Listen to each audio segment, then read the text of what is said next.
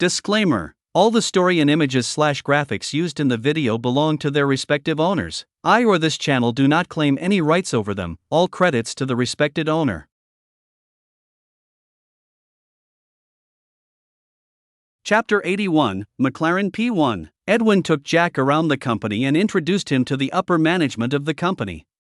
All the management-level staff members had been told to enter the conference room where Edwin introduced Jack as the new boss of the company. There was obviously a commotion among the staff members when they heard that Jack had taken over. They could see that Jack was young and they obviously doubted his capabilities. It wasn't that they hated Jack, it was just that some youngsters nowadays depended on their parents' wealth to boss people around. Moreover, Jack's casual wear didn't seem to match a person that was serious about the office.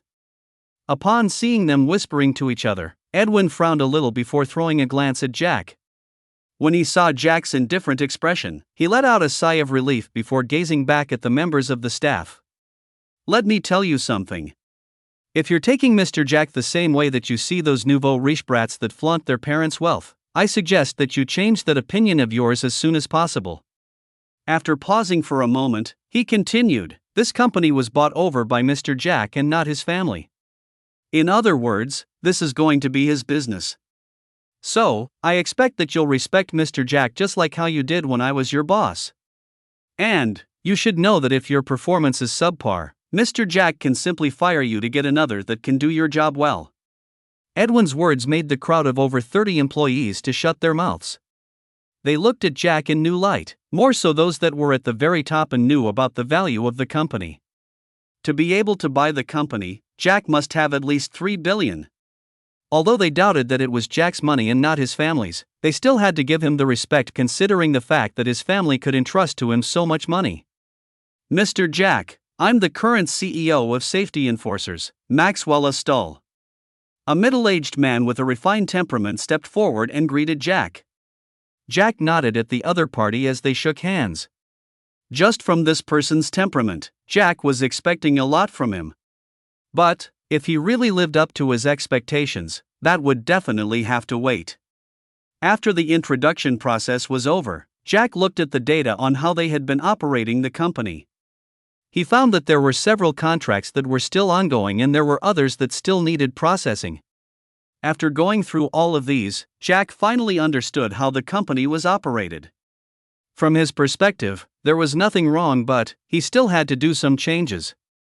So, he asked for the company's account and transferred $1,100,654,890. He decided to believe that the person that Edwin had selected to be in charge of the company was reliable and honest. Although he could lose this money that he'd just transferred, at least he would know that the one that was in charge of the company wasn't someone that he could trust. Furthermore, just like how he would deal with Grace if she betrayed him, that was the exact same way that he was going to deal with Maxwell.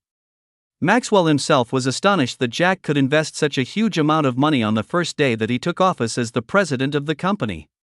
He wasn't the only one, as even Edwin on the other side had his eyes bulging from their sockets.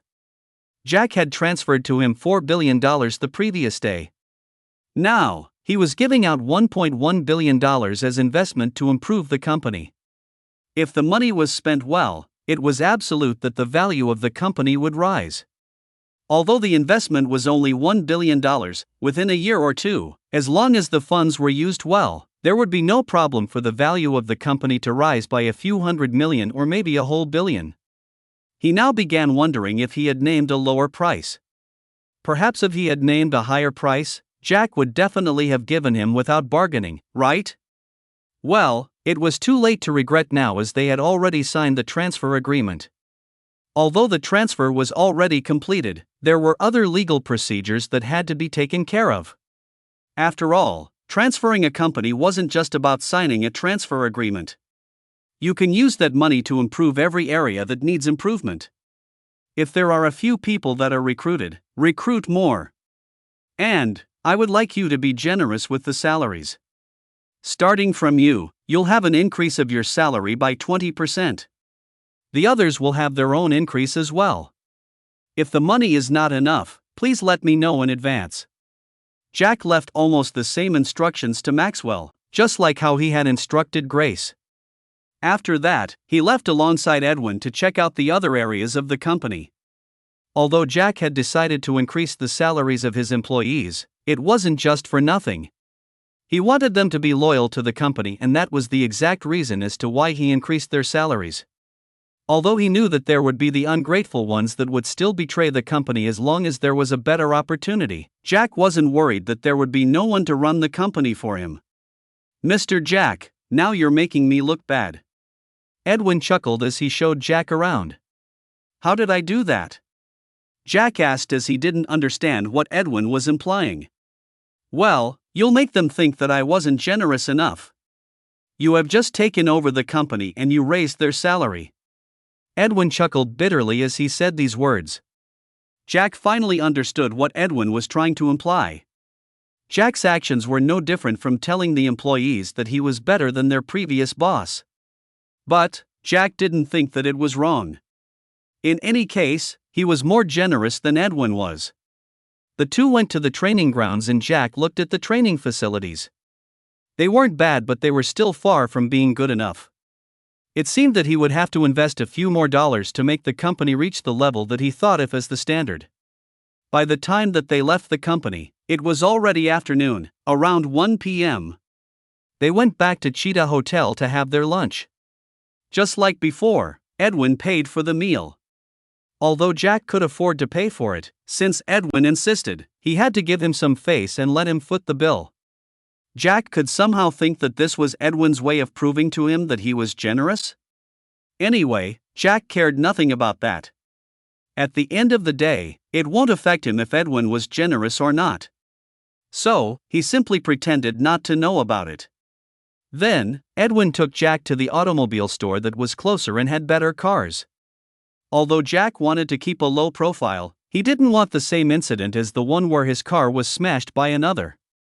The reason for that conflict was obviously the parking space. Since Garpy had a better car, he thought that he was more qualified to use the parking space more than Jack. After looking around, Jack's eyes finally landed on a black McLaren P1. This McLaren gave the masculine vibe and Jack liked it. So, he decided to buy it. "How much for that McLaren?" he asked the salesperson that was attending to him. "That car is worth $13,130,000. It has a maximum speed of 217 miles per hour, the salesperson replied. Jack nodded and interrupted the salesperson from giving the description. Currently, just the price was enough for his car not to be underestimated. So, there was no need for all the description and whatsoever. Just swipe the card to complete the payment. Furthermore, can you complete the procedures that are required? I want to drive it away when I leave the shop. The salesperson was speechless at Jack's way of doing things. All the same, he hurriedly took Jack's card lest he changed his mind. Just selling this car was going to get him commission worth more than $250,000. Jack completed the payment, bringing his balance to $4,009,870,000. Previously, he had left the extra $23 million for expenses. After about 30 minutes, Jack drove away the McLaren that now had a temporary plate. Edwin had left as soon as he brought Jack here as he had other things that he needed to take care of. Jack drove the McLaren back to Cheetah Hotel. He had to be prepared because from around 6 in the evening, there would the quarter-finals. Although he was only going to participate in the semi-finals and finals, he had to arrive on time. Just thinking about what he was going to earn from winning the championship, Jack's mood was good. He even hummed a song that he didn't know about, just humming randomly, not caring if it was off tune or not. He got to the underground parking lot and found that his Mercedes-Benz E-Class had been taken away. There was no need to guess where it went as such a car wouldn't be allowed to occupy the parking lot. Currently, there were not many cars in the parking lot. So, he simply picked one and parked. He got out of the car and was just about to leave when he heard the sound of several roaring engines approaching. Just from the roars, he could tell that they were all sports cars. He was curious about these people. If they participated in racing, maybe he could join them and be able to make a few dollars from it, right? Chapter 82, I'm Not Your Fiancé, Jack didn't have to wait for long. As soon after he got out of his car, there was a convoy of sports cars that rushed into the parking lot. What made Jack frown was the fact that the drivers were driving the cars at a high speed even though this was a parking lot. If there was an accident, he wondered what consequences would be. The cars were parked, and just like before, they occupied almost all the parking spaces that were free. Although it was already afternoon, there were still many guests in Cheetah Hotel. Not long after, the youths that Jack had met in the morning alighted from their cars in pairs, or in another case, alone. Upon seeing that it was this group of youngsters, Jack wasn't in the mood to entertain them.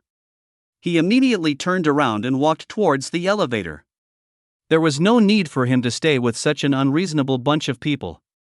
One of them smashed his car while another one claimed to be his fiancée. If this group wasn't unreasonable, then what was? He was simply walking away when he heard someone shouting, "Hey Wendy, ain't that your fiancée over there?" The moment that this young man said these words, everyone cast their gazes on Jack, trying to scrutinize him well. The previous time, they had no time to look at him, as they were either ready to beat him up, or they were too dazed by what they had heard to look at him. Although Jack was currently wearing a different casual pair of clothes unlike the white suit, his figure still remained imprinted in their minds. Just from his back, they could recognize him. Wendy looked at Jack with a complex expression on her face. Angie looked at Jack, who was still walking away as if he didn't see them, and then Wendy, who was looking at him. She frowned. If the two were really engaged, why would the fiancé ignore his fiancée? Was there any argument between the two of them, or the two didn't like each other in the first place? She was just about to ask Wendy about it when someone else beat her to it. But it was just that the person that was being addressed was not Wendy, it was Jack. "Hello there, aren't you going to allow us to apologize to you? Since you're Wendy's fiancé, you shouldn't treat us as strangers, right?" Collins shouted at Jack. Although he didn't like Jack, he had to do everything to know about Jack. When they went out, he had tried getting information about Jack from Wendy but couldn't find anything. In the end, he had thought that it would be good if he could get Jack to join them. Then, he would pretend that he wanted to befriend him. After getting all the information that he could, he would then take action to make sure that the engagement between Jack and Wendy was annulled. That was a perfect plan. He used the words like Wendy's fiancé and apologizing to make Jack allow them to talk to him. Then, they would get acquainted before he befriends him. Well, those were all plans and dreams. But, sometimes, not all plans and dreams were fulfilled in reality. There's no need for that. Jack's some reply reached Colin's ears, making his expression to darken. This was the first time that he was inviting a person to join them. In the end, his invitation was turned down, and in front of so many people? That was a stain to his reputation in the group. Jack was surprised that they still thought that he was Wendy's fiancé. But, in reality, he wasn't. And Jack decided that if Wendy continued claiming that he was her fiancé, he surely would have to get back at her. At this moment, Jack thought that maybe Wendy was using him as a shield to block someone that was trying to pursue her. Although he didn't like it, he decided to turn a blind eye to that for now. "Jack, wait for a moment." Wendy's voice reached his ears, making his expression change suddenly as he halted his steps. He had thought that the other party didn't know him and was just using him as a shield. Who knew that she actually knew his name? Or, did the hotel give his information to her? As he thought of this, he frowned. This was a 5-star hotel, and he was sure that it wasn't something easy to give out the customers' information. But, if one owned the place or had connections with the owner of the hotel, he could easily get his hands on that information. The moment that Wendy saw that Jack had stopped, she sighed in relief before hurrying towards him. Angie wanted to follow, but Wendy stopped her as she wanted to speak to Jack in private. When she got in front of Jack, she asked him to move a distance away from the group so that their chat would be private. "How do you know my name?" The moment that they had gained enough distance, Jack asked. He was straight to the point and his expression was cold. Upon hearing Jack's question, Wendy's heart skipped a beat. As for his cold eyes that stared at her, they made her heart ache. This was the person that she had been engaged to, but the way that he was looking at her was no different to how one looked at a stranger. No, it seemed that he was dissatisfied with her for some reasons that she didn't know. All the same, she replied, I know you because you're my fiancé? Wendy's reply was what she thought was according to logic. But, in Jack's ears, it was someone forcing herself on him. She wanted him to be her fiancé although he knew nothing about her. Listen here, lady, I don't think you got the right person. As far as I know, I don't have a girlfriend, let alone a fiancé. Jack said plainly. Jack's words were like arrows that pierced through Wendy's heart. She looked at him and said, I didn't get the wrong person at all. Aren't you Jackson Alfonso? Did you get my information from the hotel? Jack frowned as he asked. Not at all. I even know that you're from Crystal City. And, 2 days ago, you were supposed to be in Inchoate City. As to why you're here in Venture City, I'm not sure about that. Wendy said. Did you investigate me? Jack's stance became a little aggressive. How could he allow others to simply look into his information and come to pretend to know him? Wendy took a step backwards when she saw that Jack seemed angry. She hurriedly shook her head and asked, Were you not told that we were engaged 2 days ago? This was something that Wendy wondered. It had already been 2 days since the two had gotten engaged with Dalton's permission. What she didn't know was the fact that Dalton had told Victor that Jack didn't agree to the engagement. And since they had already agreed that Jack was engaged to Wendy, they decided to keep this as a secret from Jack for the time being to make sure that he wouldn't destroy their plans. Then, during this time that Jack didn't know about what happened, they would look for ways to bring him back to the Alfonso mansion. After coaxing him, they would tell him about the engagement. Then, the deal would be completed as long as Jack had no disagreement to it. But, they had never expected that the two of them would meet in a place that they had no idea about. They didn't know that Jack would go to Venture City, and neither did they expect that Wendy would be there. Told by who? Jack was confused. He then thought about the word 2 days ago. That was when he remembered that Dalton had come to pick him up. All of that was so that he could get engaged to someone. If he remembered correctly, he didn't agree to the engagement. Then why on earth was the lady in front of him claiming that they were engaged? He suddenly thought of how Dalton had expelled him from the family and how he had tried getting him back by force. So, it wasn't impossible for him to use some means to make sure that the engagement wasn't cancelled as long as there were benefits. Your father? Wendy answered uncertainly. She couldn't understand if it was just that Jack was playing dumb or it was true that he had no idea about the engagement. When he heard that his father was supposed to tell him, he immediately connected to the fact that Dalton wouldn't give up in the face of benefits with small losses. He looked at Wendy and asked, How did the engagement go through when I wasn't there? Wendy replied honestly, Your father said that you had left Inchoate City and that we could just continue with the engagement. In the end, an agreement was made that we will get married when I am 21 years old. As she talked about marriage, she blushed. Jack confirmed that Dalton had certainly used a trick to make sure that the engagement went through. He took a deep breath and looked at the lady in front of him. He said, You should give up on this engagement thing. I didn't agree to the engagement. Furthermore, I'm no longer a member of the Alfonso family. Jack's words made Wendy's heart skip a beat. She was cheated by Jack's father? And since when was Jack not a member of the Alfonso family? Just as she was dazed, Jack walked past her and headed for the elevator. It was only after a few moments that she reacted. Wait, Jack. Jack halted for a moment and said, You got the wrong person. I don't know you and I'm not from the Alfonso family.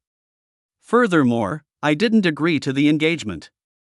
So, I hope you can forget about what happened 2 days ago.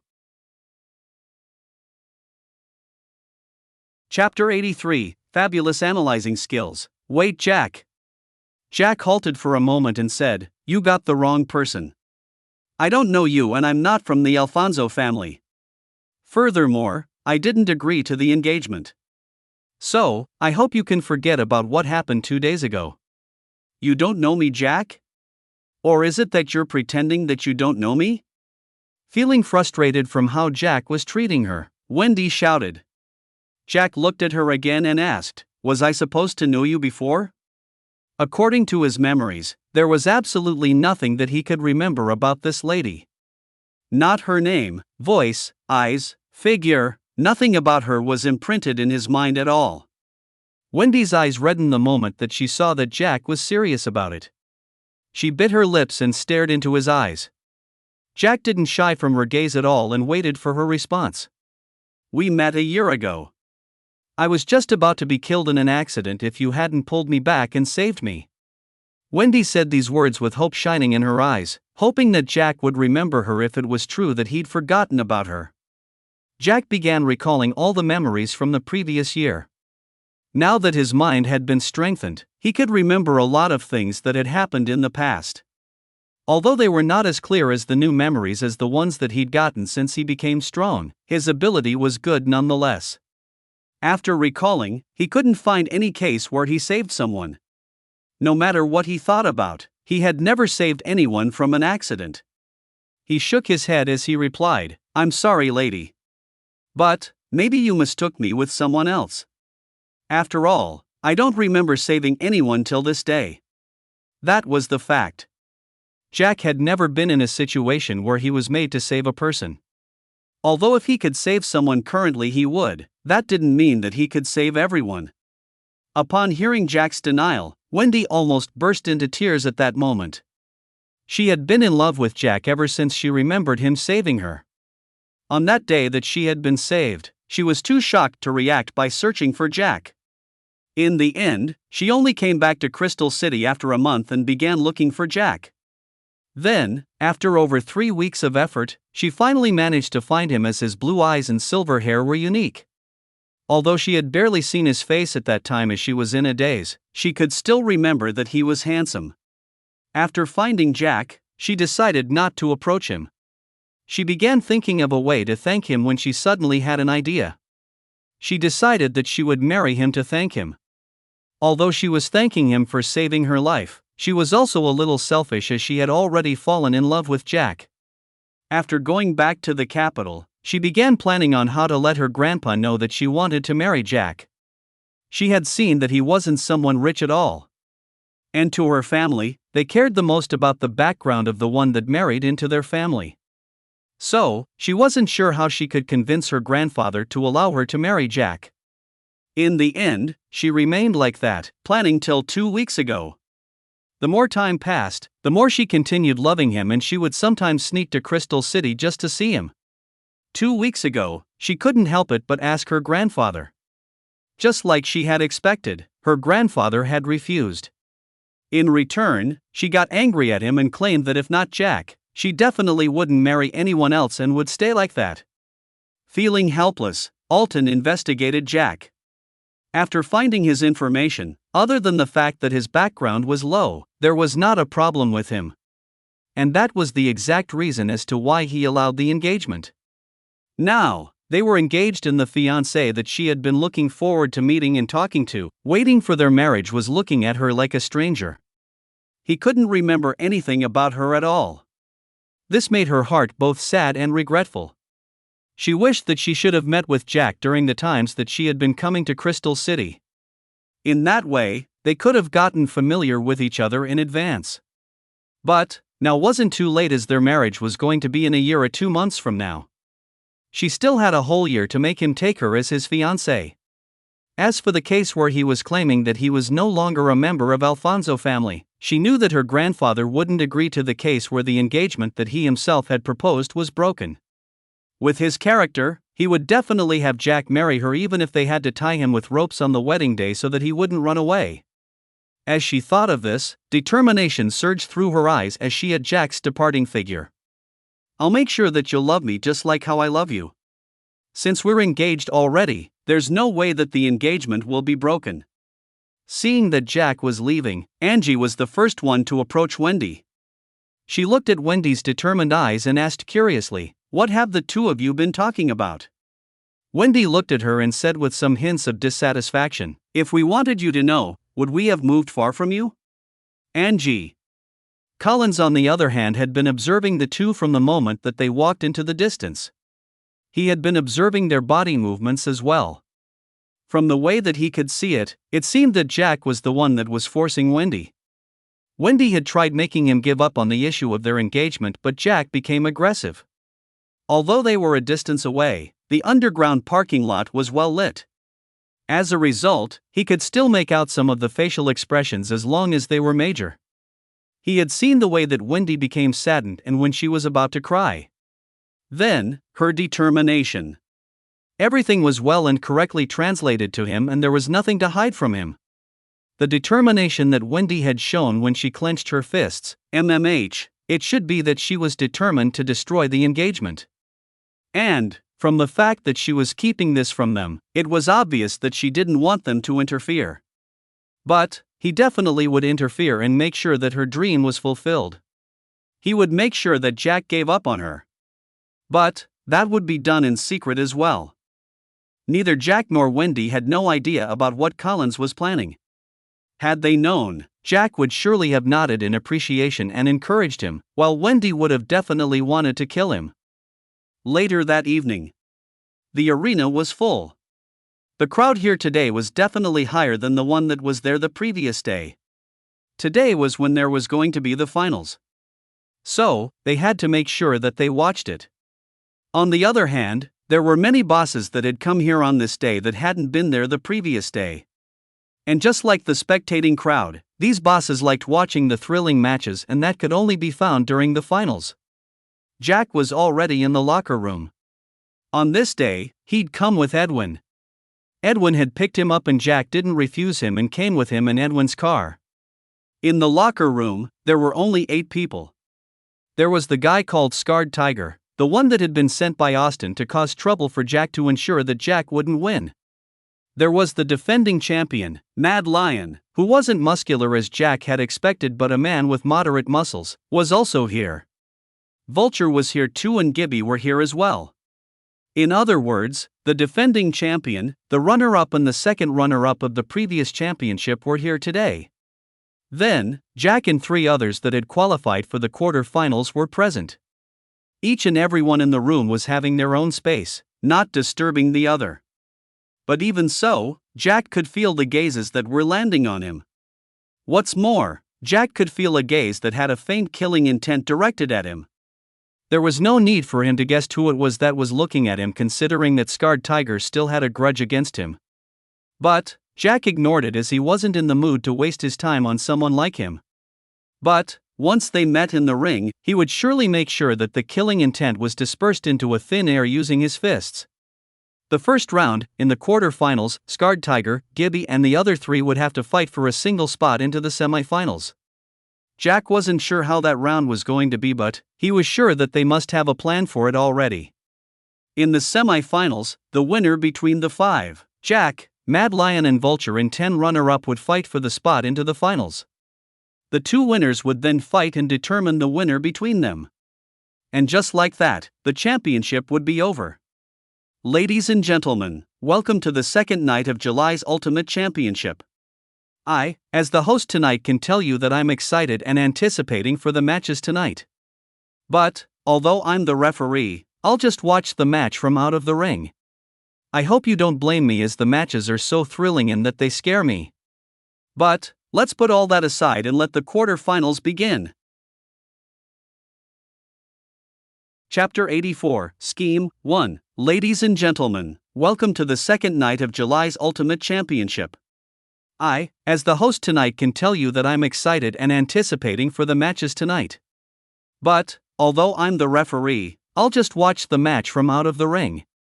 I hope you don't blame me as the matches are so thrilling and that they scare me. But, let's put all that aside and let the quarter-finals begin. Let's start with the rules of the quarter-finals. The way of losing the match is still the same. But, please, even if you lose the match, don't wait till you die. Anyway, all the matches are going to take place today. So, while fighting in the quarter-finals, you better make sure that you're in a good condition to be able to fight in the semi-finals. Of course, you'll be given enough time to recover before fighting. But, if you're gravely injured, we can only say sorry to you. Now, the quarterfinals will be best of 5. The 5 contestants will enter the ring and compete. The one that wins will enter the semifinals. And, while he's resting, the first match of the semifinals will start. If the one that won the quarterfinals happens to be selected by the randomization computer, we definitely will allow him to rest. But, the ones that were not selected would fight first. 30 minutes after their match, the other round of semifinals will begin. So, I hope that the time that you'll be given would be enough for you to rest your muscles for the semifinals. It was always hard for those that were participating and hoped to be the champions. The rules of the championship favored those that managed to reach top 3, more so the champion and defending champion. Even so, there was always a reward for a person that managed to reach the finals and win, if he had not been given the privilege like Mad Lion and the other two. Most of the fighters are always encouraged by the rewards, and that was the exact reason as to why some fought till they ended up dead. Nevertheless, those were the desperate ones that really needed money and had no other ways out of the situation that they were in. Let the quarter-finals start. Those making the bets better start placing the bets. As you can all see, there's no need for the selection to be done. There are already 3 people that have a spot in the semifinals. So, you should know the remaining 5 and their abilities, as none of them is a noob. Scarred Tiger, Gibby and the other 3 went to the ring. As he left, Scarred Tiger gave Jack another glance before leaving with a snort. This round was going to be intense as it was an elimination match. There were 5 contestants for a single spot. But, there were some things that always happened in such a match. They would form teams to eliminate the others, or they would fight solo. But, the ones that fought solo would definitely be the first ones to be eliminated. Another thing that happened was that the others always formed a team to target the strongest person present in the ring. Then, they would start fighting amongst themselves to find the one that would qualify for the next round. Scarred Tiger and Gibby gave each other a knowing glance. Then, they turned and faced the other 3 fighters that were in the ring with them. There was no need to talk, as it was obvious that the 3 would team up to eliminate Gibby and Scarred Tiger. Both Gibby and Scarred Tiger had managed to reach the semifinals in the previous championship. On the other hand, this was the first time for the other 3 to reach the quarterfinals. As soon as the going rang, the 5 made their moves. They attacked without holding back, with the intention eliminating the other party as fast as possible. The lesser injuries they sustained, the better their chances would be in winning in the semifinals. Although Jack wasn't interested in the matches, he still decided to watch the match. There was no harm to watch the match to pass time, as there was nothing that he could do. None of the 2, Vulture or Mad Lion, spoke to him, and Jack had no intention of talking to them either. He simply waited for his round while watching the 5 in the ring. Although Gibby and Scarred Tiger were facing 3 people, they were not at a disadvantage at all. In fact, they had an advantage, though it wasn't that big. As the fight went on, the advantage of the fighting experience began showing. Gibby and Scarred Tiger began taking advantage of the mistakes that the 3 made to make heavy blows that injured them. On the other hand, although they also got attacked, the injuries that they sustained were superficial. And in about 30 minutes, the 3 were eliminated one after the other. And now, the 2 of them faced each other. Although they were injured, the injuries didn't affect their combat capabilities. Just as Jack and the crowd expected that a fight would erupt again, they were disappointed and flabbergasted by what happened next. "I surrender."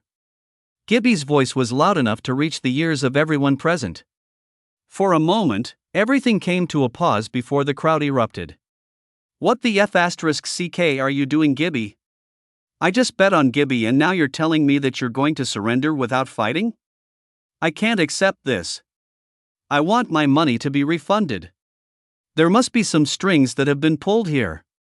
If he knew that he was going to surrender, why on earth did he get in the ring? To help Scarred Tiger win? Just shut up there. Don't you see that this is a tacit understanding between the 2?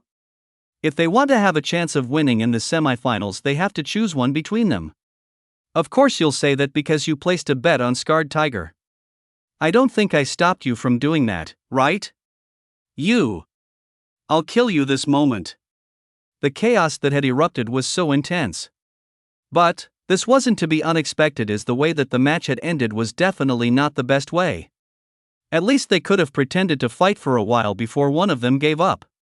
But, surrendering only after he had eliminated the other three, that could already prove that the two must have come to an agreement before the match. The crowd wasn't the only one that was complaining about this. In the VIP room, the bosses there were cursing incessantly. On the other hand, Edwin frowned as he looked at Austin, who was currently having a smug smile on his face. He immediately knew that this must be something that he had planned. Considering that he'd bet with Jack, it was obvious that Austin would look for methods of making Jack lose the fight. He asked, "Is this what you've planned, Austin?" His mood was gloomy. He already knew that this was the first part of the plan that Austin has made. There must be other tricks involved. Edwin could also understand why Austin would go to this extent. In any case, if he lost the bet, he was going to lose 90% of his wealth. That was not something that someone that had worked hard to gain would easily agree to. The smile that was originally on Austin's face immediately froze. He gloomily looked at Edwin and asked, "What do you mean by that? Are you trying to slander me?" "What slander? You're trying to deny it even after that smile on your face a moment ago could speak all the words that have to be said?" Edwin asked back. He would have wanted to inform Jack that there was a scheme in the matches. But there was no way that he was going to inform Jack about it, considering that Jack was already in the locker room and there was no way that he could contact him. He let a sigh and decided to put the matter aside. At the same time, he just hoped that Jack wouldn't be in trouble and would be able to notice that there was something wrong with the way that this match ended. Although the commotion was high, the host managed to calm them down. The crowd also knew that the one that owned the arena wasn't someone that they could go against. So, although they were dissatisfied, they didn't dare to cause trouble. But, in their hearts, they had already sworn that they would definitely beat up that guy called Gibby. Since he was able to get the third place in the last championship, most of the people had placed their bets on him. In the end, he had surrendered, and that was before he even began fighting with Scarred Tiger, who had been defeated by him in the previous championship. So, no matter what, they had decided that they were going to beat him up. More than 3/5 of those that placed their bets had placed the bet that Gibby was going to win.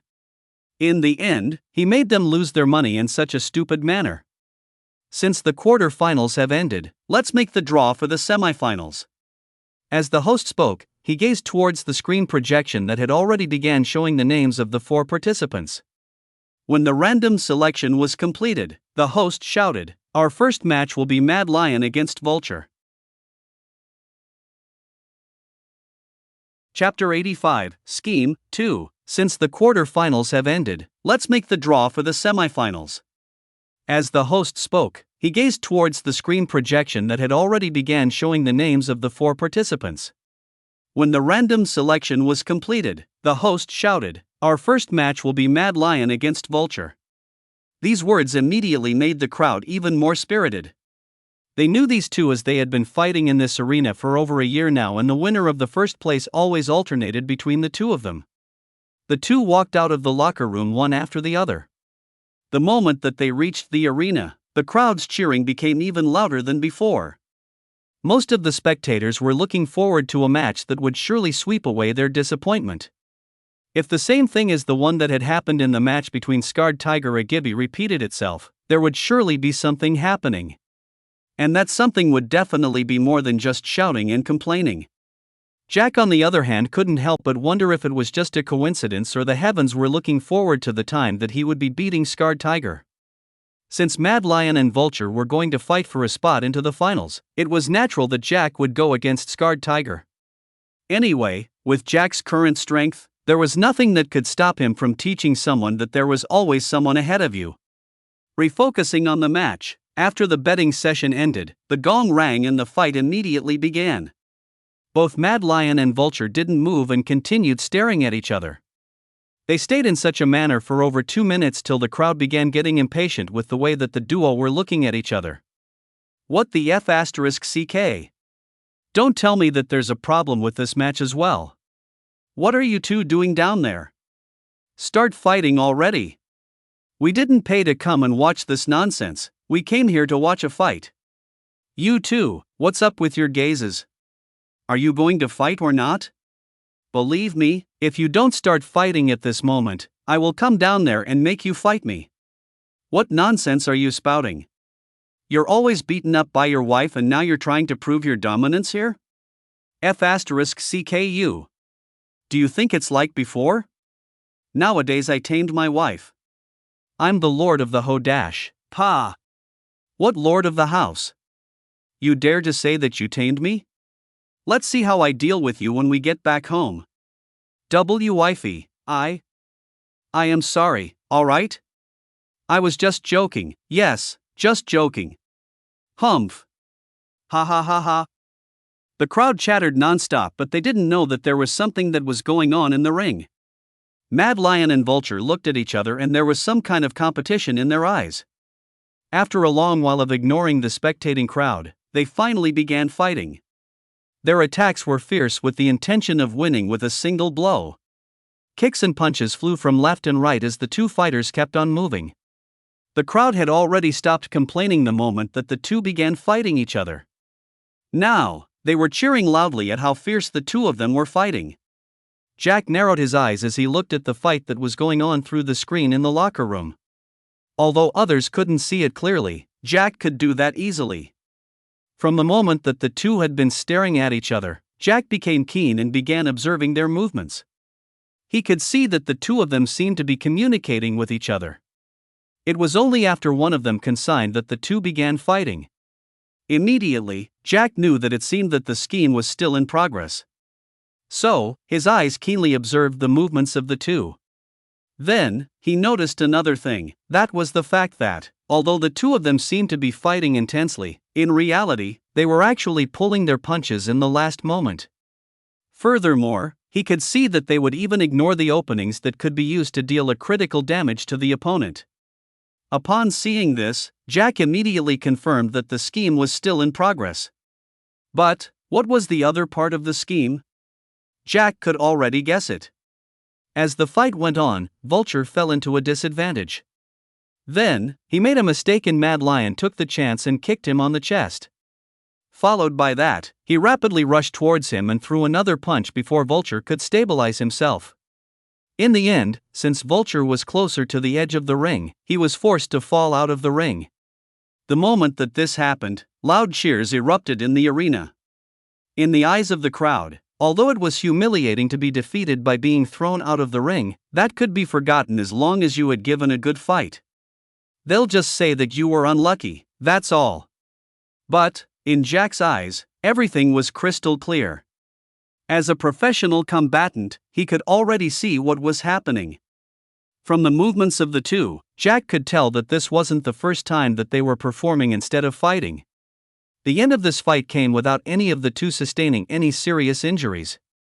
As for kicking Vulture out of the ring, he could see that the two were moving towards the edge of the ring deliberately.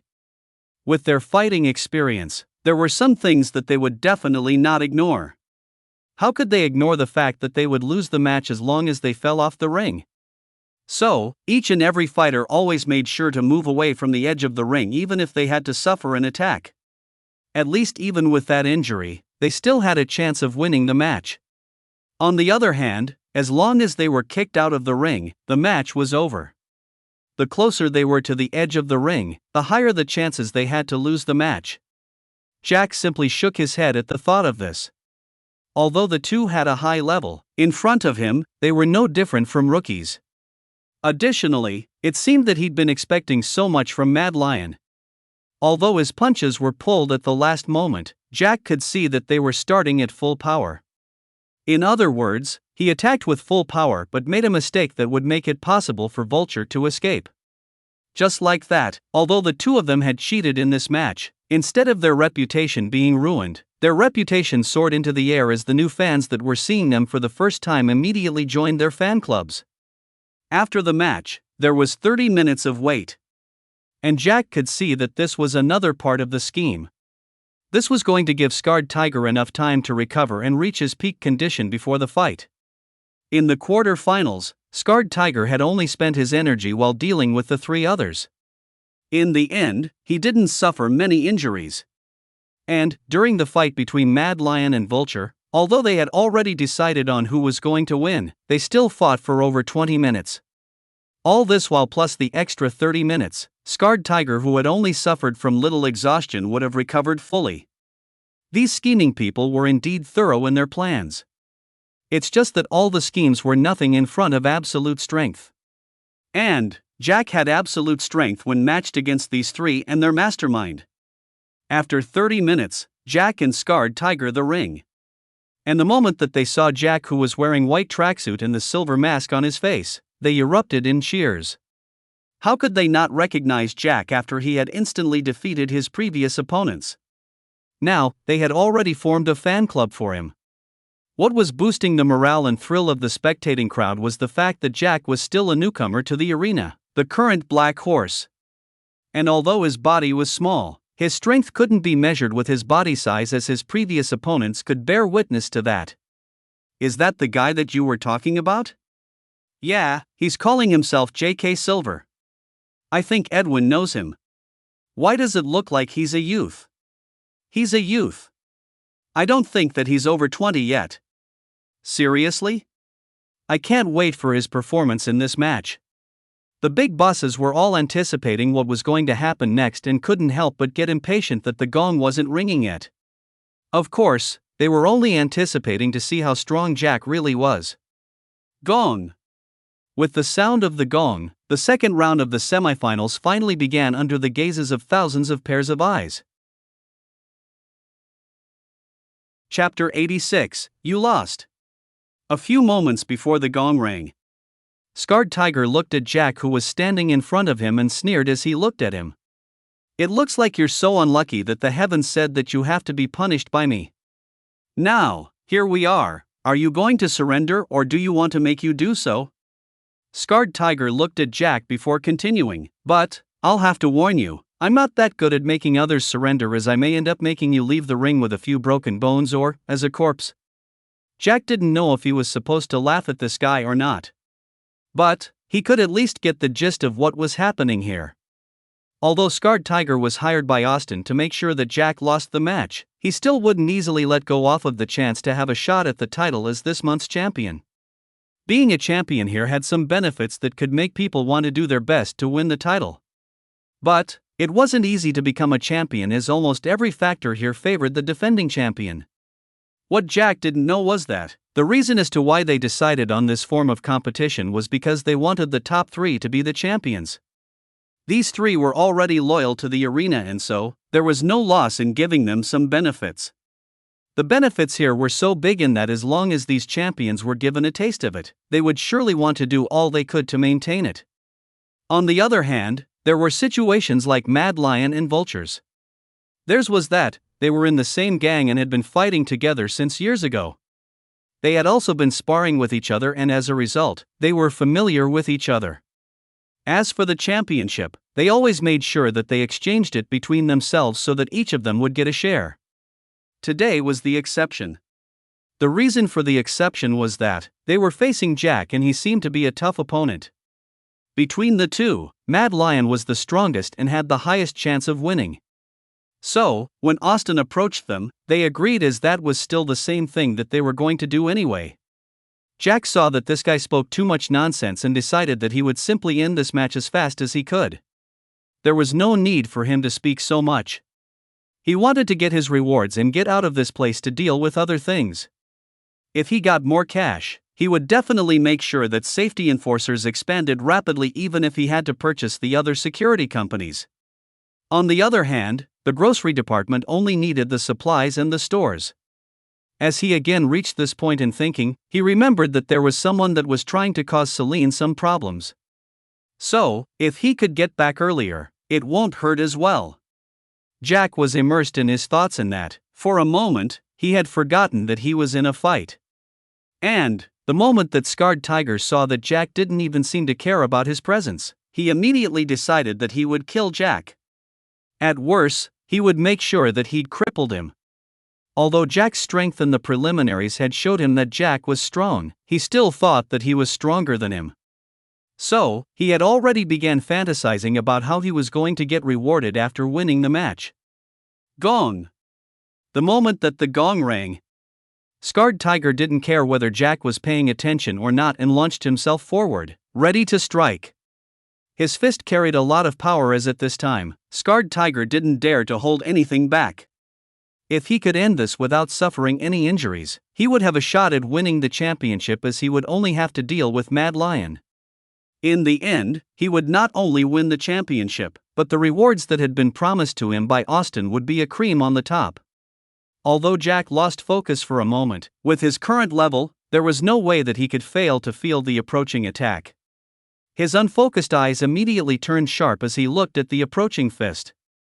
Not intending to dodge at all, Jack's right hand curled into a fist. Then, as soon as Scarred Tiger's fist came before his face, Jack used his left hand to parry it to the side before throwing the right fist right towards Scarred Tiger's face.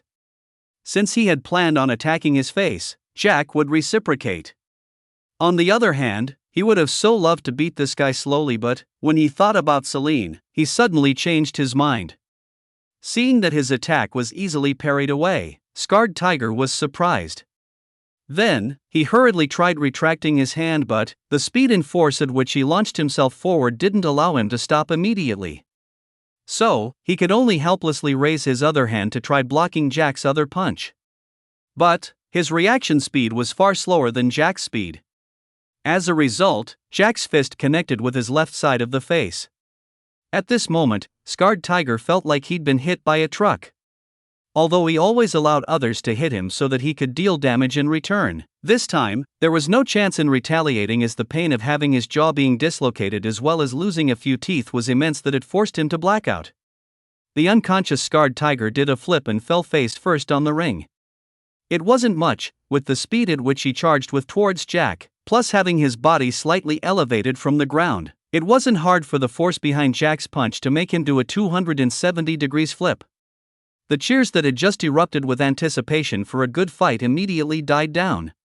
No word could be spoken as they stared at Jack and Scarred Tiger in the ring without knowing how to react. None of them had seen this coming. They knew that Scarred Tiger was a good fighter. And although Jack had shown good fighting prowess the previous day, they expected that the fight would surely last a few minutes before the winner was decided. Now, they had just seen their expectations being overturned. Not to mention a minute, the fight had ended within 5 seconds. And these 5 seconds were the ones that Scarred Tiger used to rush towards Jack in the time that he was being punched. Jack had expected that such a situation would occur, as it had already happened a few times before. With his current strength having been increased by 4 times that of an adult male, there was no doubt that he could easily deal with someone like Scarred Tiger easily. He looked at the host, who had his mouth agape, and spoke, "Can the finals begin now? I'm getting a little impatient." Coming out of his daze, the host was a little incoherent before he caught what Jack was implying. He first shouted the results: "Scarred Tiger has been knocked unconscious. So, there's no need to count to 10 dash, bam! Thud." Before he finished, he simply heard the sound of something being hit before falling onto the ground like a sack of potatoes. Looking at the source of the sound, he found that Scarred Tiger had been kicked out of the ring. He swallowed hard before continuing, and the winner of this round is J.K. Silver. As for the finals, if it can continue right away or we'll have to wait for 30 minutes, that's going to depend on the opponent. As soon as the host finished speaking, the crowd immediately began cheering. Of course, that only applied to those that had placed a bet on Jack or those that hadn't placed a bet at all. Then the crowd began shouting for the fight to continue. They wanted to see what was going to happen when Jack faced Mad Lion and absolutely forgot that Mad Lion was supposed to be resting. Fight! Fight! Fight! Fight! Fight! Fight! Fight! Fight! As soon as they began, the whole arena erupted with the spectators requesting for the fight to continue immediately. So, even though Mad Lion wanted to take a moment and analyze Jack's strength, for his reputation as a defending champion, there was no way that he could show any weakness. So, he got to his feet and headed to the ring. The moment that he stepped forward, the cheers became even louder. Mad Lion's appearance was the same as his agreement to the fight continuing immediately. When he got onto the ring, Jack didn't speak a word and waited for 5 minutes for bets to be placed. Mad Lion spoke no word as well as he simply focused his gaze on Jack, as if he was trying to find the secrets that were hiding inside Jack's body. Too bad that there was nothing that he could discover at all.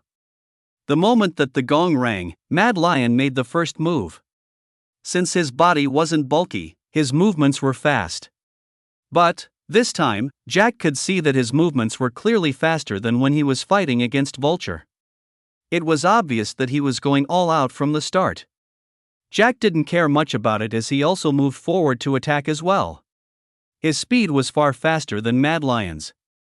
Mad Lion, who was charging forward crazily, immediately felt that there was something wrong at this moment. But, it was too late to react. With the two charging towards each other from opposite sides, they approached each other faster. Jack threw a punch. And since his movements were unexpected and he had used more than 50% of his full speed, Mad Lion had no chance of resisting at all. Bang! Mad Lion was thrown backwards by the sheer force from Jack's fist. The moment that he landed onto the ground, he had already fallen unconscious. There was silence dominating the whole arena for the second time of the night. The matches today. None of them went according to the expectations of others. In the VIP room, there was silence for a moment before a loud roar of laughter echoed and spread in the whole room. Edwin held his stomach as he looked at the pale-faced Austin sitting not far from him. Then, after a moment, he sneered at Austin as he chuckled, "You made so many arrangements and schemes. In the end, you lost, you still lost after all the planning. He, that's to be expected from a person like you who doesn't know his own limit." Chapter 87, The Power of the System. Edwin held his stomach as he looked at the pale-faced Austin sitting not far from him. Then, after a moment, he sneered at Austin as he chuckled, "You made so many arrangements and schemes. In the end, you lost, you still lost after all the planning. He, that's to be expected from a person like you who doesn't know his own limit." Austin was currently pale and didn't know what to do at this moment.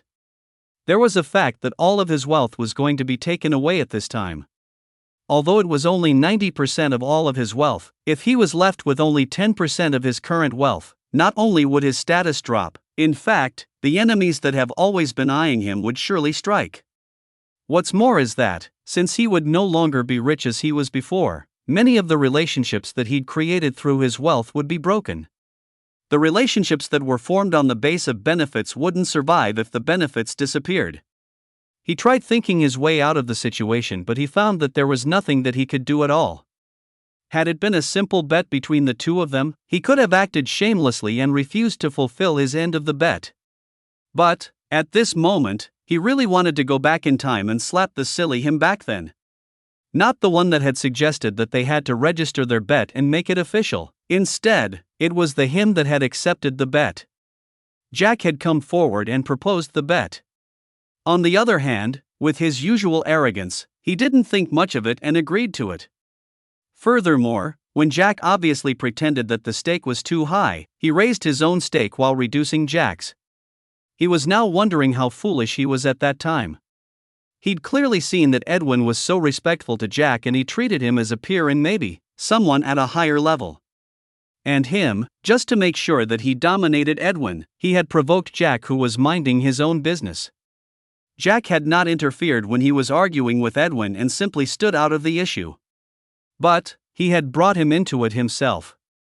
But now, no matter how regretted what had happened before, he knew there was nothing that could be done.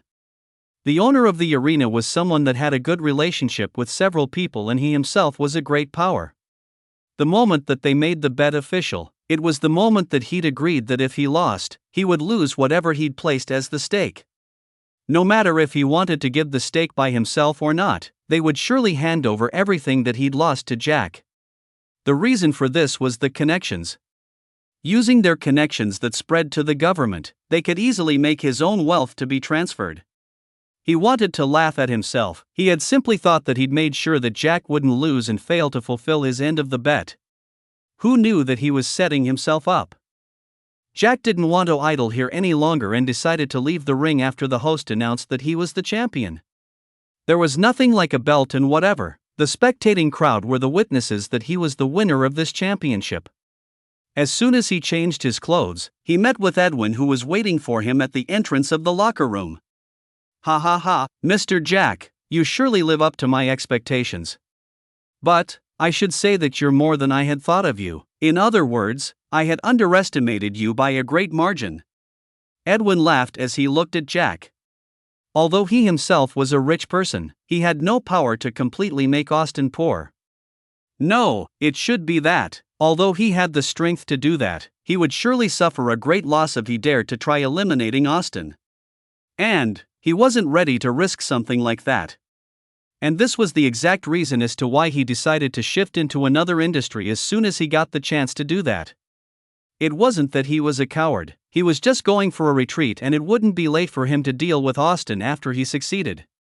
Now, he didn't need to lift a finger and Austin was dealt with. Furthermore, it was the trap that he'd dug himself, it was the one that had now trapped him, intending to end his life. He would just sit at the side and laugh at him for his failure. With the way that Austin operated, it was obvious that he had a big bunch of enemies that wanted to see him down. With only 10% of his wealth left alongside the relationships that were bound to be broken, Austin would be no less than a beggar within a month. It wasn't that he didn't have debts on him. And the 10% that he had left would surely not be enough to repay the debts. The result was definitely going bankrupt. You flutter me, Mr. Edwin." Jack smiled. This time, it wasn't his usual shallow smile, but a genuine one. He was in a good mood at this moment because the rewards of winning the championship had already began pouring in. System task completed. Professional combatant ability now permanently belongs to the host. That's right, he'd finished the task earlier. He'd been given 7 days, but he'd completed it within 3. Now, he didn't have to stress himself over something like not completing the task and receiving the system's punishment. Seeing Jack's genuine smile, Edwin was even more thrilled and his good mood soared through the roof. "Mr. Jack, let me take you so that you can receive your rewards," Edwin said enthusiastically. He couldn't help but want to see how Austin was going to be stripped off of his wealth one after the other. Jack nodded and followed Edwin towards the management area of the arena. There, he found Calvin, who was already expecting his arrival. Jack also found that Austin was also present at that moment. Jack's brows rose a little when he saw that there were a few bruises on Austin's face. And it wouldn't take a genius to know that he'd been in a fight. As for who he had fought against, Jack wasn't sure, and neither was he interested. After sitting, Calvin began, "Congratulations, Mr. Jack, for being the champion of this championship. As a reward, you'll receive $50 million. Hearing that, Jack couldn't help but be surprised. It seemed that the rewards here were generous as compared to the ones that came from car racing. It was just that in racing, as long as one was careful, there would be little to no risk of getting into an accident that might be fatal. On the other hand, in the ring, one could have a few broken bones and might end up dead if he wasn't careful. If you had no skill and strength, you were bound to be beaten up. Buzz. His phone vibrated. And at the same time, Calvin continued, "We have transferred the $50 million to your account just now. I believe it has already arrived by now?" Jack nodded in response. There was no need to take out his phone, as he could already see the system prompt that showed him that it was indeed true that he'd received what he deserved. "You've earned $50 million. Multiplier applied. You've received $5 billion. First income. As a reward, you gain a recipe of body strengthening pill. Body strengthening pill, a pill that helps in development of a person's physical strength. At most, one can take 2 pills. The effect would be that in less than a week of training, a person's strength would rise by 2 times that of an adult male." Jack was surprised that he was given a recipe for the pill instead of the pill itself. But he was happy because he could produce a few more pills that could be used to enhance the strength of others that he deemed worthy. He would have so loved to ask the system about the reward, but Calvin continued talking at this moment. "And this is the transfer agreement. Once you sign this contract, you'll be agreeing to receive 88% of Austin's wealth. This is the bet that you two made. The 2% is the fee that's charged by us to ensure that the bet is fulfilled," Calvin said as he handed Jack a form. Jack took it and read it thoroughly. He found that there was a government official's signature and stamp proving that the document was legal. He couldn't help but get amazed at how fast the arena was at getting something like this. In any case, Jack didn't care and signed the agreement as soon as he saw that there were no problems with the statements there. The moment that he finished putting his signature on it, a barrage of system prompts appeared in his vision. "You've earned $700 million. Multiplier applied. You received $70 billion. You've received 2 sports cars, 1 SUV and a limousine. Multiplier applied. Merging applied. You receive a Boeing 787-8 BBJ, you've received Amber Securities. Multiplier applied. You receive Good Vision Security Limited. You've received 3 mansions and 1 villa. Multiplier applied. Merging applied. You received the Serenity Residential Area. You've received 7% shares of Ambition Research Institute. Multiplier applied. You receive 51% shares of Brightway Medical Research Center. You've received a laptop, a pen, 30 pieces of male underwear, 3 boxes of tissue paper, 20 pairs of suits. It is detected that they may no meet the host's taste. Changed into cash. You've received $321,548,000. Multiplier applied. You receive $32,154,800,000. You've received 1 slave, Ayush. Multiplier applied. You receive a servant, nameless, you can assign the name. Limit to the multiplier on the wealth earned from betting has been reached. For future application of the multiplier on incomes from bets, host needs to upgrade the system to level 2. With the last prompt, Jack's phone that was inside his pocket vibrated endlessly. Now, Jack finally understood the power of the system. Chapter 88, Calculating the Rewards. Jack couldn't believe that he'd just received all of these rewards at this moment. Wasn't he filthy rich now? More than the Alfonso family, right? Looking at the prompts that had appeared in front of his vision, Jack almost laughed out loud in ecstasy when he was suddenly brought back to reality by Calvin's voice. "Mr. Jack, is there a problem with the agreement?" Calvin asked. The way that he treated Jack was obviously better than he had ever treated the others. Not only was Jack's ability in fighting high, but his background was also something that they failed to grasp. They had been planning on doing the same thing as the one that they did to Austin, getting the amount of his wealth that would be able to match with the 45% of Austin's 90%. In the end, other than the information that Jack had bought the safety enforcer's security company, they only found that he was a member of Crystal City's Alfonso family. But, according to the information that they had gotten, Jack wasn't favored in the family and was in fact expelled from the family, and they were only trying to pull him back into the family recently. If this was all of Jack's information about his background, then Calvin could say that it was nothing. But, the fact that Jack had used his money to buy the company and had already began grocery chain stores in Inchoate City proved that he had cash. And, all the money that he had spent till this moment was definitely more than $5 billion, something that he was sure that Alfonso family couldn't fork out at a short time and give it to Jack, who wasn't the favored one. The conclusion that they had come to was the fact that Jack had another secret background that even they couldn't investigate. They had tried looking into his accounts, but for some reason, they couldn't access the information about his account statements. Not at all, Mr. Calvin. Jack shook his head. There was no way that he was going to tell him that he'd just gotten rich, right? Although there were things that still needed him to complete other procedures to obtain them, Jack already owned 88% of Austin's property. Although he didn't have full control of them, still, they were counted as his property by the system. That meant that if he signed the shares transfer agreement with Ben, he would definitely have the rewards coming. As of now, there was nothing that proved that he owned the shares that were in Ben's hand, and that was the exact reason as to why they hadn't been multiplied yet. I have a request to make, Mr. Calvin. I don't know if you can help me with it? Jack thought of something and asked. It depends on if I have the ability to help you or not. Calvin replied with a smile. Jack nodded and said, "Can you help me sell all the assets that I've gotten from Mr. Austin here apart from the company and the shares?" Calvin, Edwin and Austin all had their mouths agape. They couldn't believe what they were hearing. Jack had only gotten hold of the assets and he was already selling them? Wasn't that a bit rushed, or was it that he cared not about them? Austin was obviously not only stunned, but he was also angered. Jack asking for the wealth that had been gotten from him to be sold in front of him was no different from a taunt. But all the same, he knew that there was nothing that he could do at this moment. Not only was he no longer rich, Jack's own strength was enough to prove that he wasn't someone that he could handle at his peak, not to mention now that he was at his lowest point.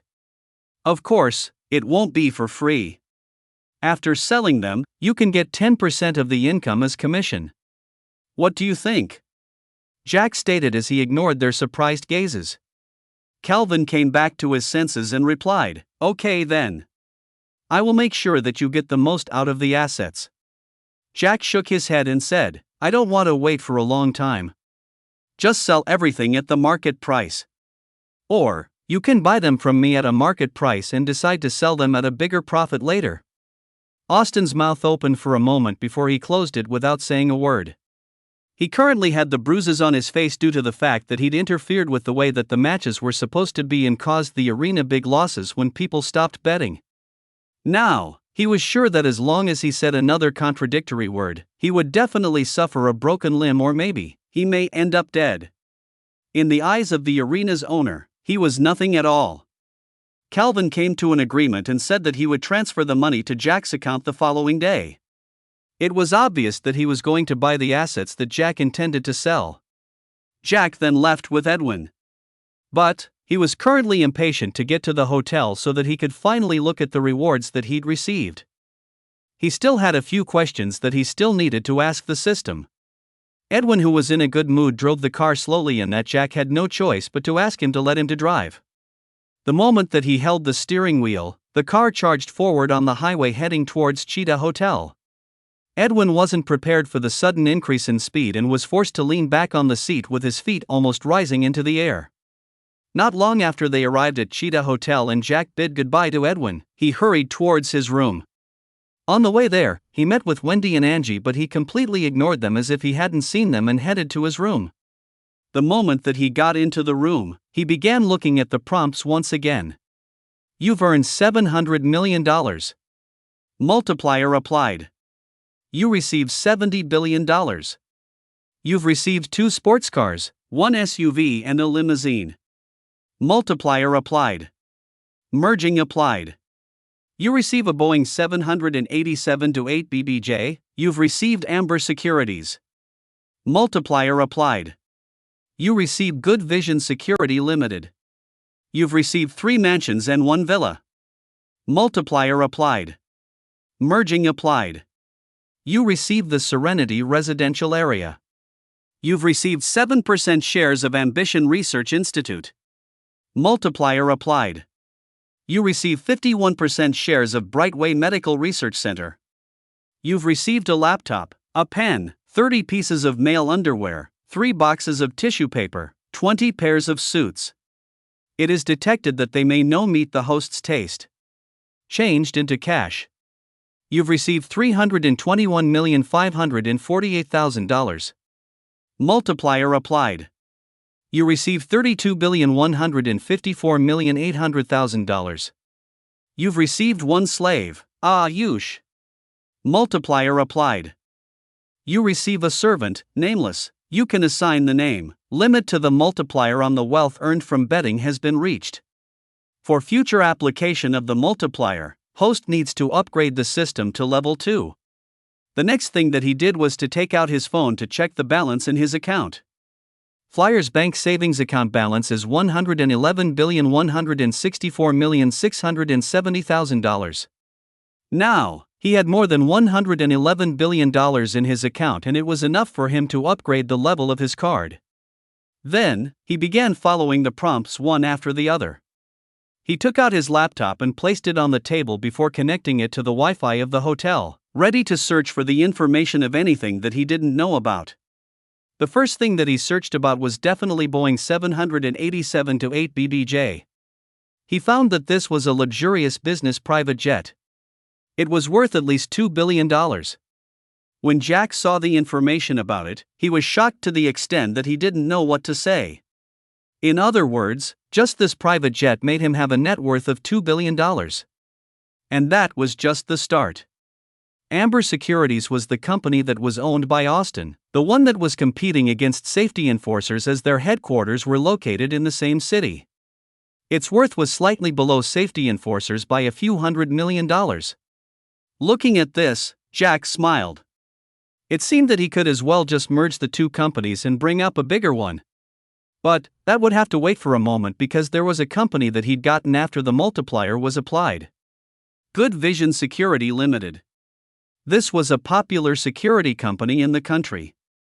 It was by a far margin bigger than safety enforcers and Amber Securities.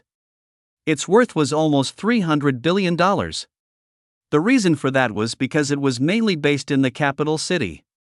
The resources and other things that the company possessed were mainly focused in the capital and central province. As for the other provinces like the Western Province, the ones that operated there were the smaller branches that were almost ignored by the headquarters.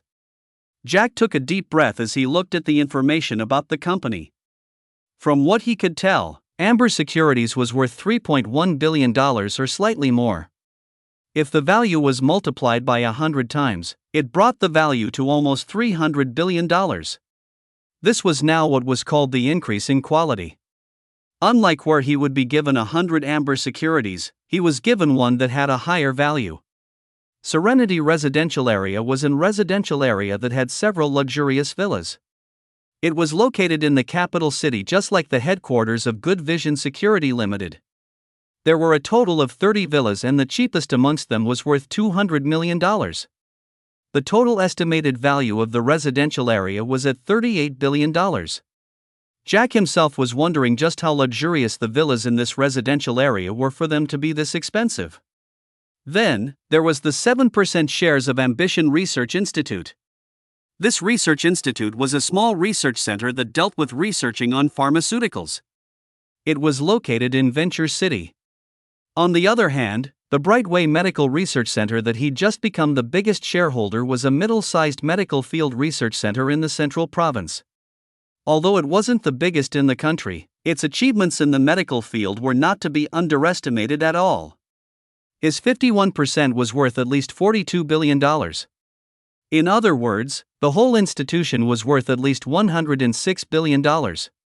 As for the reward, where he was almost rewarded with Austin's pairs of underwear, Jack was grateful that the system had decided to check the value of these items in terms of cash. Now, he turned his gaze to something that told him that the system was indeed so powerful. The last thing that he'd earned from his bet with Austin. You've received one slave, Ayush. Multiplier applied. You receive a servant, nameless, you can assign the name. Chapter 89, Personal Assistant. Angel, how do I claim this reward? Jack asked. All the rewards that he'd received were either parked somewhere or they were in the transfer process. But, for the slave, this person that was called Ayush was definitely someone that was under Austin. As for why he was a slave during this era, Jack wasn't sure about that. First thing first, the slave that was originally Austin's has become yours. With the help of the system, his loyalty towards you has been maximized. As for the second one, you'll have to give the name first. When Jack heard this, he was amazed by the system's power. It even had the power to influence a person's loyalty towards him. And now, he didn't know a thing about this Ayush and he wasn't sure on how he was going to contact him. But in any case, he would just deal with what could be dealt with at the moment and leave the others for later. So, he decided on choosing the name of the servant that the system was going to give him. After thinking for a long while, he suddenly remembered that he didn't know the gender of the servant. So, how was he going to assign the name? Give a male servant the name Joy? Or give a female servant the name Reuben? No, that won't happen at all. Angel, what's the gender of the servant? Male or female? Jack asked. The gender of the servant depends on the name that you'll give. Jack thought for a moment before he decided on Denali. And immediately after he gave the name, there was a knock at the door. Jack frowned for a moment, wondering who it was that had come to disturb him. Was it Wendy? He wasn't sure, but he hoped that she wasn't the one that had just knocked at the door. He grumpily got onto his feet and headed towards the door. When he opened it, he found that there was a lady in a business suit standing there. She was a beauty with a rating of about 94. As for her age, he could guess that she was in her 20s. Yes? After a moment, Jack asked. Master, I'm Denali. I'm here to report to duty. Do you have any instructions for me? The lady asked with a charming smile.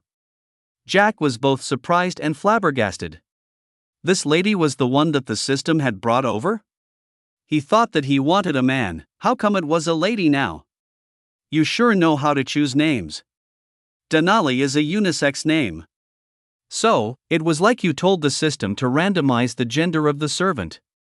And since you have no girlfriend, maybe the system thought that it could help you get someone that could keep you company. Angel's words made Jack speechless. Denali was a unisex name? Why didn't he know about that? This was the first time that he heard that the name was unisex. And, you decided that you can bring the lady over? It's not like I'm not charming enough to get myself a lady. I'm not just looking for them. Jack couldn't help but retort in his mind. The lady in front of you was chosen from all the females of this world with the name Denali. She has her own background in life. But, the system has made her loyal to you, just like how Ayush is towards you. Furthermore, according to the memories inserted into her mind, she was supposed to be your servant and she had come here on this day to report for work. Those that know about her have had their memories altered and they think the same way. Her character completely matches the person that you deem competent to work for you. As for her abilities, you'll be given the option to decide on, and just like how you got the skills, they will be merged into her. To her, it will be known that she had undergone special training somewhere to gain those skills. But, you'll have to note that there's a limit of 5 choices in which the servant can focus on. In other words, 5 professions, and that's all. Jack thought for a moment and remembered that the lady was still waiting for his reply. So, he focused his gaze on her and said, "Not for now, you can come in. I'll tell you if there's anything that'll need you to do." "Yes, master." Denali replied before following Jack into the suite. What Jack didn't know was that, at that moment, when he invited Denali into the suite, Angie happened to see it. As such, she was angry that Jack, who was supposedly engaged to her friend, was taking a lady in the hotel. Furthermore, he had done that in the same hotel as the one that his fiancée was in. Wasn't this blatant disrespect of the ties that they shared? After letting Denali sit, Jack began thinking about what the system had said. He looked at Denali. He could see that she behaved normally, as if she was indeed supposed to be here and had not just appeared in front of the door. What level of power was this? To think that the lady in front of him was actually a selected from all the ladies with the name Denali in the world, even though the system had already told him that, he still couldn't believe it. This level of power is obviously from out of the blue planet. So, don't think much of it. Jack nodded and decided to focus on what he could at this moment. What profession should I choose? Jack asked himself. It was only for a moment before he got one of them. That was going to be business management. If she could help him deal with some of the businesses that he's going to own in the future, then it would be better. In the future, he's going to own more and more businesses and might be kept busy. As such, he didn't want to put his mind into managing the businesses under him and that he forgets that there was a life that he had to live. System, I want the first profession to be business management. Jack said. Immediately. Done. Jack looked at Denali, who was still seated on the coach without any changes. There was no any special effects. He was now doubtful in this situation. No need to worry about it. You can simply ask her about it and you'll know. Denali, do you have any special skills that can enable you to work well in business management? Jack asked as he looked at Denali. Yes, master. Everything about business management was taught to me during the special training that I underwent since I was young. As for the skills, I have the ability to determine the loyalty of the subordinates. In other words, all the subordinates that I can hire will definitely not be traitorous. Denali replied. As long as there's a chance that the person that I'm about to hire will be a traitor in the future, I will be able to know. But there are situations that cannot be controlled. For example, if that person's family is threatened and he has no choice but to betray the company. Denali continued. Jack nodded. In this way, they could get some trustworthy subordinates. Perhaps they could start not long from now with the companies that were under him at the moment. Jack thought for a moment and decided that he would let her deal with the security companies that were currently supposed to be merged into one. The one that was going to be the main one was obviously the Good Vision Security Limited. Second, she must have the strength to beat up those that dared to make a move on her. She was a beauty.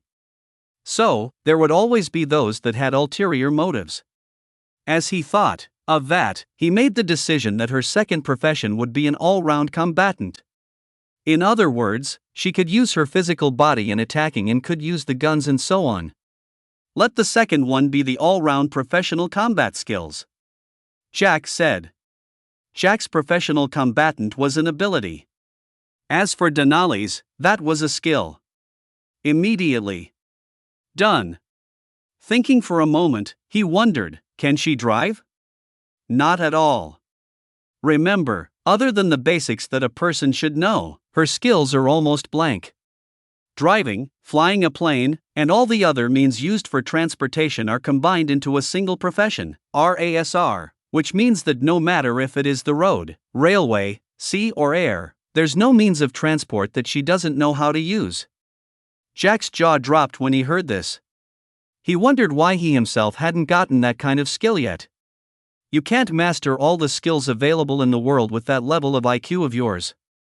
After taking a deep breath, Jack decided on the third one to be RASR.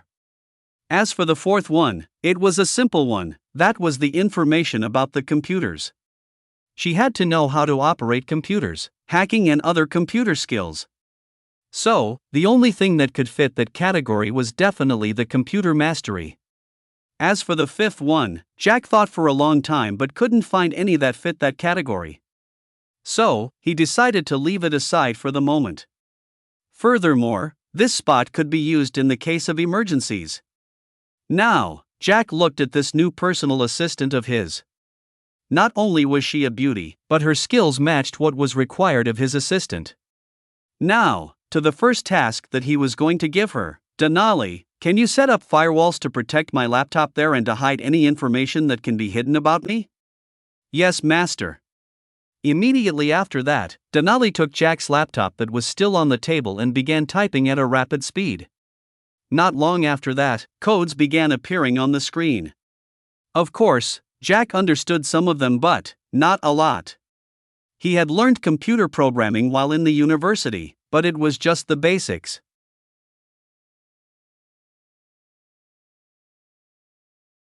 Chapter 90, Ayush, Yes, Master.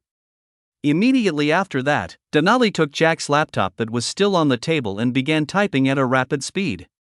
Not long after that, codes began appearing on the screen. Of course, Jack understood some of them but not a lot.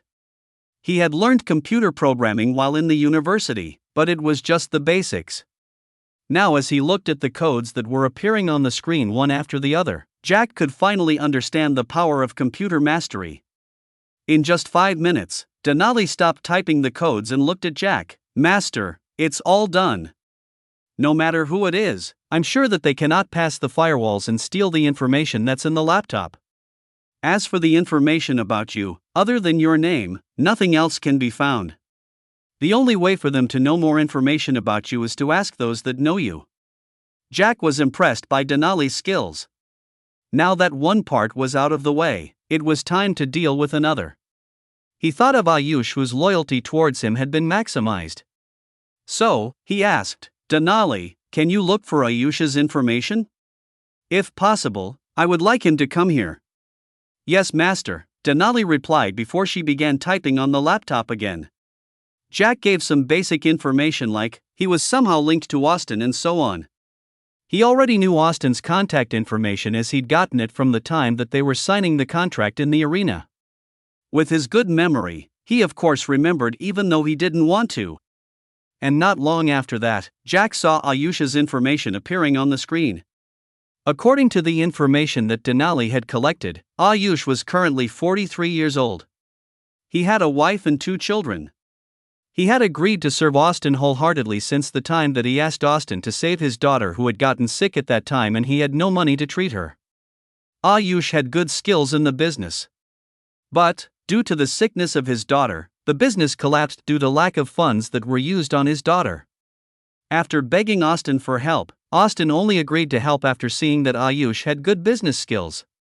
So, from that moment on, Ayush had been serving Austin. But, till this moment, Ayush's daughter hadn't gotten out of the hospital yet. After all, it wasn't easy to treat uremia. After that, Denali began typing again and managed to hack into the security cameras. And not long after that, she found where Ayush was currently. He was currently inside Amber Securities. He was the one that was managing it. Jack took Ayush's contact information and made a call. "Hello Ayush, can you come to Cheetah Hotel at this moment?" "Yes, master." Although Ayush hadn't seen Jack before, his loyalty towards Jack being 100% made him easily recognize Jack. Jack ended the call and fell into deep thoughts for a moment. Then, looking at Denali who was now sitting at the side, he asked, "Can you help me analyze how long it can take for 3 security companies to be merged? No matter the amount of money that's required, just do the calculations." "Yes, master." Denali replied before going silent for a moment as she looked at the information of the 3 companies. Then 5 minutes later, she began talking. "From my estimations, it won't take more than a month to be able to merge the 3 security companies that are under master. With funds of about $10 billion, it should be enough to ensure that everything is in place at the fastest speed. This includes the improvement of the facilities, hiring new staff members and other things that are necessary for a big company to be managed successfully," Denali stated. Jack nodded. Now the thing that he wanted to test was definitely the recipe for the body strengthening pill. With this pill, he was sure that those that worked in his security company would definitely have a boost in their strength not long after they received 2 pills. But, he himself was sure that he couldn't develop the pill. The first reason was due to the fact that he had no medical laboratory skills. The second one was the fact that he didn't have a place to do that. Wait. He suddenly remembered that he had gotten 51% shares of Brightway Medical Research Center. But, if he released the pill recipe, being the fact that those that were in charge of the research center were not loyal to him, they would surely leak the recipe. Then again, if he dared to release the pill recipe and it was successfully created, he was sure that those shareholders that had the remaining 49% shares would benefit by doing nothing at all. So, Jack made a decision this time. He looked at Denali who was now seated opposite him and said, "I would like you to help me get a team of 20 men that can be trusted in the security company. I want them to form a private security team." After pausing for a moment, Jack continued, "I would like that team to be formed within this week. And after you're done with that, you can leave the issue about merging the security companies aside first and help me in acquiring the remaining 49% of Brightway Medical Research Center. And that should be completed within this month." "Yes, master." Denali nodded. At this moment, Jack's phone rang. Looking at the unfamiliar number, Jack received it and a lady's voice came through. "Hello, Mr. Jackson, I'm the current CEO of Good Vision Security Limited, Tracy. Since you have purchased all the shares of the company, I was wondering if you have time to come and sign the document?" Jack thought for a moment and said, "I'll be there in 2 days. Or, if you can come to Venture City, it won't be a problem at all." "Okay then, Mr. Jackson, I'll be coming to Venture City then. From the time of the flight, I should be there by tomorrow at 10. Tracy said. "Okay then. I'll be waiting for you in Cheetah Hotel," Jack stated before hanging up. He said to Denali, You can get the team from safety enforcers as it's closer. And one more thing, you can help me in making sure that the money that I had handed over to Maxwell is well spent. They shouldn't save it. They should buy helicopters for emergencies if possible. Yes, master, Denali said before standing up to leave, only to be stopped by Jack. You can do that tomorrow, now is already nighttime. Just select one of the remaining 2 rooms and use it. Jack stated. Yes, master. Denali replied before heading into one of the rooms with Jack's laptop. She still had to do a little research on all the companies that Jack had acquired as well as their competitors. Not long after Denali left, Jack's phone rang again. Looking at the screen, he found that it was Ayush. Jack received the call and told Ayush to come to the suite that he was in. And after a few minutes, Ayush arrived. Looking at him, Jack could see that Ayush's temperament was almost similar to Grace's, it was just that his was masculine. Hello, master, Ayush gave Jack a bow before greeting. Jack nodded as he observed Ayush keenly. He was wondering if by completely loyal to him, Ayush was still a human or he was like a puppet. He's a human and will behave the same way that he should in normal occasions. It's just that he can never betray you and would be willing to die if you ask him to. Jack nodded as he welcomed Ayush into the suite. Ayush, I would like to ask about something here. How is the company that you were managing? Because I'm surprised that although it's already 8, you were still in office. Master, the company is good. It's just that the former boss was reckless and didn't like spending money. As a result, the company couldn't develop further than it was now. Furthermore, the employees there weren't treated well as long as they signed the contract. With the reputation of the current Amber Securities, it's no doubt that it can't defeat safety enforcers. Ayush said. From his tone, Jack could tell that he was depressed. And Jack could at least understand him a little bit. After all, if Ayush worked hard to make the company rise while on the other hand someone pulled it down, it was obvious that he could get depressed and frustrated considering the fact that the one that was causing all of this was the boss and at that time, his master. Jack thought about it and said, Ayush, I want you to make necessary changes to the company. I'll be merging Amber Securities with other 2 security companies. At that time, you can be in charge of the merged security company. I expect a lot from you. Ayush was excited when Jack mentioned about leading the changes to him as well as being promoted in the future. This made him stand up and give Jack another deep bow. Master, I thank you for this opportunity and trust. I will make sure that I live up to your expectations. Okay then. You can go back home. The changes can be made tomorrow. Jack nodded. After thanking Jack once again, Ayush finally left.